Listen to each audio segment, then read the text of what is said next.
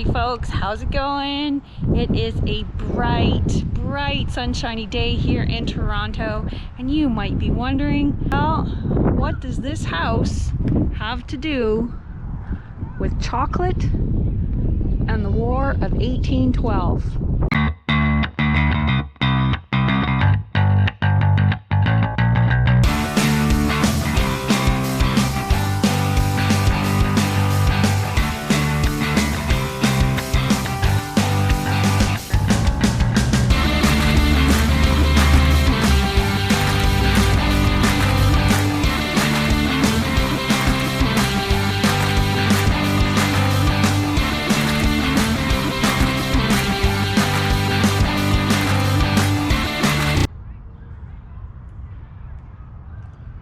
House here, it is a really nice house, isn't it? It was formerly owned by Senator Frank O'Connor, who was a Canadian politician and a philanthropist. He donated this land here to the Catholic Church, so there's now a Catholic school on the property, and he was also the founder of Laura Secord chocolates, which leads us to the War of 1812. Haha, like how I did that? So Laura Secord is actually one of my favorite Canadian heroes. For those of you who don't know who Laura Secord was, she actually has nothing to do with chocolate, but she was a not yet Canadian, because it was 1813, but during the War of 1812, the Americans had declared war against Britain and wanted to take over what was then British North America, so Upper Canada, which is now Ontario, and Lower Canada, which is now Quebec. So the Americans had occupied Upper Canada, and Laura Secord overheard them talking about invading an area, so she ran 20 miles through the bush to warn the British that the Americans were coming. Now, the strange thing or odd thing about that is that Laura Secord, her maiden name was Ingersoll, and her father was an American patriot. He fought during the Revolutionary War, and the only reason that they were living in the Niagara region of Upper Canada was that he was awarded a land grant. So they were Americans living in British North America, Upper Canada.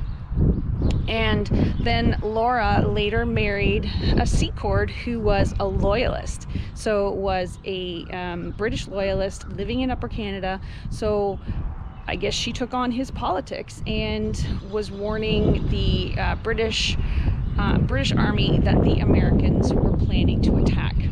So then how do we get a chocolate company named after Laura Secord? Well, Mr. Frank O'Connor, who was the founder of the Laura Secord chocolate and the owner of this home, had been born in a small town called Deseronto, Ontario. I think that's how you say it. And he and his wife first owned a candy store in Peterborough, Ontario. And then in 1912, they picked up and they moved to Toronto. And in 1913, 100 years after Laura Secord's run through the bush, they opened up a chocolate store on Yonge Street in Toronto, and he decided, because it was the 100th anniversary, that he's going to call it Laura Secord. So Laura herself was never a candy maker. It was just Frank O'Connor. He was a fan of hers, so he named his chocolate factory, or his chocolate store, after Laura Secord. In the US, he also owned a chain of stores called Fannie Mae, I think it's called. So if I have any people from Britain who are watching, it's not that kind of Fannie. It's a completely different word in the US, and it is people's names. So Laura Secord herself is one of my Canadian heroes, and of course I love chocolate.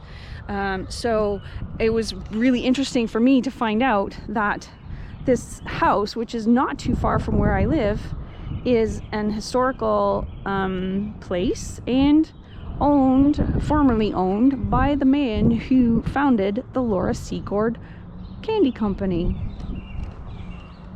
How's that for fun? Well, I am just going to head home now.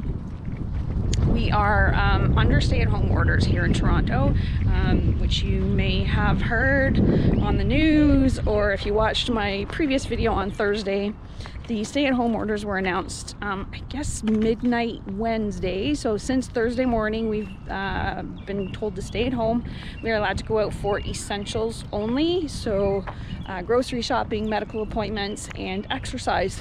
So I combine the shopping and exercise. I just walked up to my friend Lisa's place. She's about 4 kilometers from where I live.